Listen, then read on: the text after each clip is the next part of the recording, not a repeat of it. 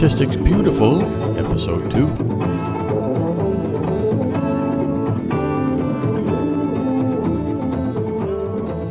Well, we have this patient and we don't know what to do. I bet you Statistics Beautiful can help. Let's take a tour of an app you can play with. There's a link to it in the dungeon below. There are 2 actions to choose from for this patient.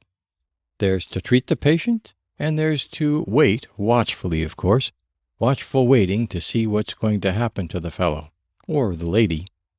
That's not the patient's head, that's Reverend Bayes, who back around 1760 planted the seeds for our solution to help us figure out the right action to take. Well, actually, he was thinking about placing bets on the location of this cue ball on a billiard table. But that's a story for another day. We can't see the emoji of truth, the aura of truth, the truth, directly. We only know the result that some medical test gives us. Reverend Bayes tells us how to look at X and make a good medical decision. The challenge breaks neatly into 2 pieces. The first one involves combining prior knowledge with new knowledge from data to get updated knowledge. Here, the prior knowledge is the chance the patient is sick as they walk in the office door. Hopefully walking. Sometimes we use the word prevalence for that chance. Incidentally, when I say, quote, is sick, it's a stand-in for whatever you need to know about the patient, like, quote, will get better if I give this treatment, or, quote, will suffer a serious harm if I give this treatment. But we'll just say is sick. Data is the medical test result. Now, what is the updated chance? In this case, we call it the predictive value or the posterior probability.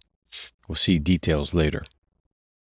In the app, you have boxes for 3 probabilities that go into it, and a box for the test result. Here is what you can do with those things. Imagine starting with 1,000 patients.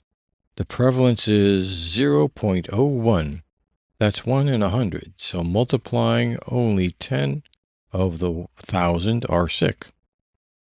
The sensitivity says, of the 10, how many will get a positive test result? Here, 9 out of 10, which is 90%. Those are true positives because they are truly sick. But we also need to know about the other way to get a positive test result. The specificity tells us that. Out of the 990 who were not sick, 90% will test negative, great, but that leaves 10% who will test positive.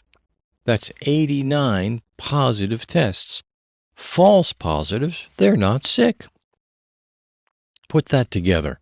9 true positives plus 89 false positives, totaling 98 positive tests out of the entire 1,000, and just 9 of those are actually sick. So the new updated probability, originally 1%, is now about 9%. 9 divided by 98. Here are a couple other ways to visualize the 1,000 people and these subgroups. People plot number 1 and people plot number 2. You can get a feeling for the proportions that way. So, if we had hoped for absolute truth to be revealed by the medical test, well, no, we didn't get that. We did learn something. The chance is now 9%, not 1%. At a 9% chance, it just might still be worth it to treat the patient. How do we decide if it's worth it? That's the second part of the challenge. We'll need to know more than these probabilities, prevalence, sensitivity, and specificity, in the medical test result, of course. We'll need to know the consequences of each action, the losses and penalties from taking the wrong action. From those ingredients, we will get a mystery quantity from which we'll pick the best action. That mystery quantity is called the Bayes expected loss, by tradition the Greek letter rho. Once we have rho for each action, the Bayes rule says pick the action with the smallest rho, the smallest expected loss. If t is below w, pick t. If w is below t, pick w. Here it is. As the prevalence grows, rho decreases for action t and increases for action w. The fat green letters show the best action, the little red letters up top the worst. Where the two lines cross, it doesn't matter which action you choose. So, how about those required ingredients? They are in this panel. The probabilities along the top, the consequences along the bottom, the test result at the bottom right. From those details, we get the Bayes expected loss for each action. These details we'll return to towards the end. Now, let's start playing around. From episode 1, there was a setup like this for mammography. At first, let's set the two loss values to 1. False positives and false negatives are equally bad. You see that the correct choice is watchful waiting, W. The positive predictive value, the chance that the patient actually has cancer, is less than 10% despite the positive test result. You have to jack up the prevalence all the way to 10% before T becomes just as good as W, and actually slightly better. Then the positive predictive value becomes 0.526, a little better than half. Let's set it back to 1% for now. Too low, we can't treat. Well, we already knew that. But what if the penalty for missing a chance to treat the person who's sick is not the same but 10 times worse? Then whoa, now the prevalence staying equal to 1%, the W and the T actions are about equal in expected loss. We can see this by changing the axis in this little axis box here. This axis is written in the language R.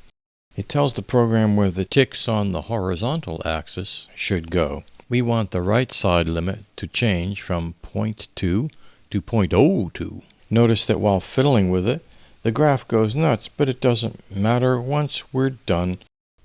Once we're finished misspelling the word length, all is well. Oh, but we don't like treating a non-sick patient either.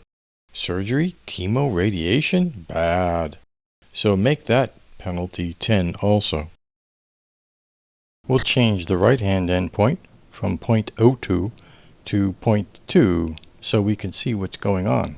Then we're right back as before because only the ratio of the two penalties matter. When we caress the equations at the end, that'll pop right out. You can also change the axis to vary. Not the prevalence, but other things like the false negative penalty values. Here we call that loss, sick, and wait. Right? What loss or penalty is there if the patient is sick, but you wait instead of treating? So, changing the axis. And the crossover point is when the loss for waiting and not treating a sick patient is 10, the blue vertical line. That just confirms what we learned before. If you saw episode 1, you know about posterior odds. They show up down here on the lower left. The posterior odds depends on the probabilities, and, of course, whether X is positive or negative, but not on the penalties. Now, let's change the probabilities. When we increase the sensitivity, the posterior odds change very little. The plot only changes slowly. The crossover prevalence, where treating becomes the best action, creeps up only slowly. But increasing the specificity makes treating the patient dramatically more appealing.